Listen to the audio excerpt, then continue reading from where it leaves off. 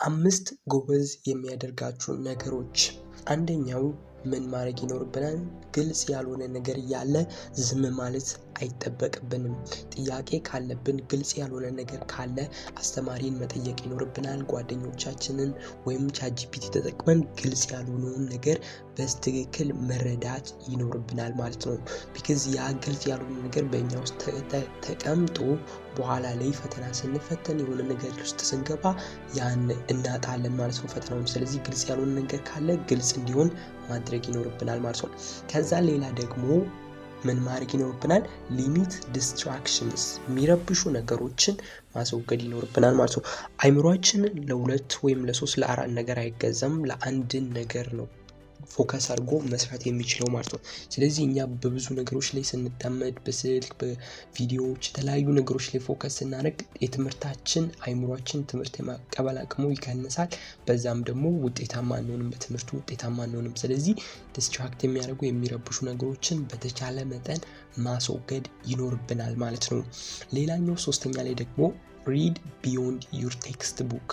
አብዛኞቻችን ወይም አንዳንድ ሰዎች መጽሐፉ ላይ ያለውን በደንብ ስላየን መጽሐፉን በደንብ ስለበለነው ጥያቄ የምንሰራና በጣም አሪፍ ውጤት የምናመጣ ይመስለናል። ግን ያ ስህተት ነው ማለት ነው።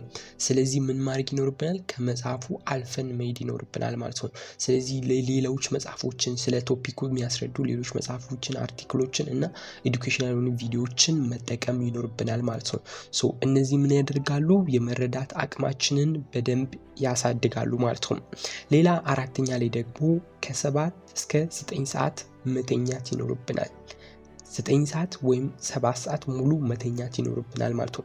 ይሄ ምን ያደርጋል? አንደኛ ሚሞሪያችንን ከፍ ያደርገዋል ማለት ነው። የማስታወስ የሆነ ነገር የመያዝ አቅምን ወይም የማስታወስ አቅምን ያ ከፍ ያደርገዋል ማለት ነው።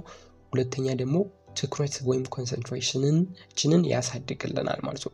አብዛኞቻችን ጥሩ የሆነ እንቅልፍ የለንም። ተማሪውን ጥሩ እንቅልፍ አንተኛም ማለት ነው።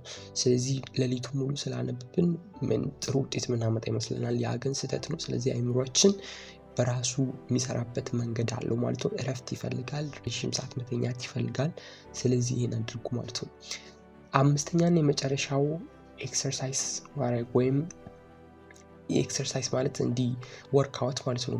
ዱብ ማለት ቤት ውስጥ የተለያዩ ኤክሰርሳይዝ ማድረግ እና አመጋገባችንን የተሻለ ማድረግ ማለት ነው። ያ ማለት በምንድን ነው የሚያግዘው?